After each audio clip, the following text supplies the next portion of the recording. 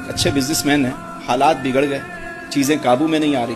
کہتا ہے میں نے ہر دروازہ کھٹکھٹایا، جو میں کر سکتا تھا میرے بس میں تھا، میں نے سب کیا، لیکن کام نہیں بن رہا. مرض بڑھتا گیا جوں جوں دوا کی. کہتا ہے ایک دن پتہ نہیں کیا ہوا، میں بستر پہ لیٹا ہوا تھا، نیند تو ویسے ہی نہیں آ رہی تھی.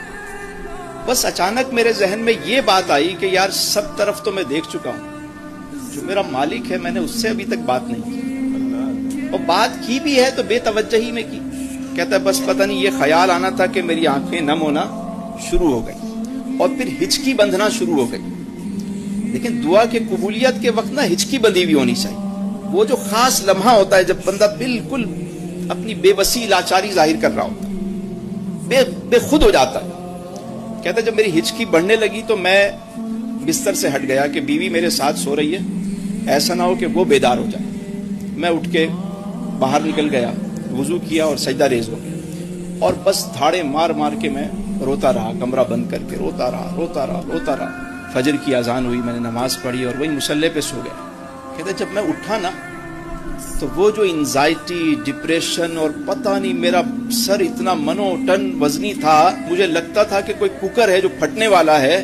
کہنے لگے مجھے ایسا لگا جیسے میں بالکل ہلکا پھلکا ہو گیا ہوں، ساری چیزیں ختم ہو گئی. اس کے بعد اللہ رب العزت نے ایسا کرم کیا کہ سارے معاملات بہتر ہونا شروع ہو گئے، اور جو فیصلے میں نہیں کر پا رہا تھا میرے رب نے مجھے توفیق دی اور میں وہ فیصلے بھی میں کرنے لگ گیا.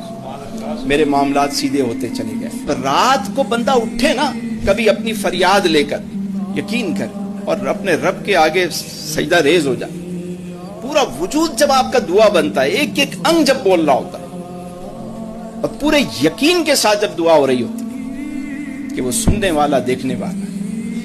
جب ہم بڑے بڑے الفاظ اور بڑے بڑے انداز سے بس دعائیں مانگ رہے ہوتے ہیں، رٹی رٹائی باتیں کر رہے ہوتے ہیں، وہ سب جاننے والا ہے. انہ علیم بذات الصدور، دلوں میں وسوسے آتے ہیں ان سے بھی واقف ہے.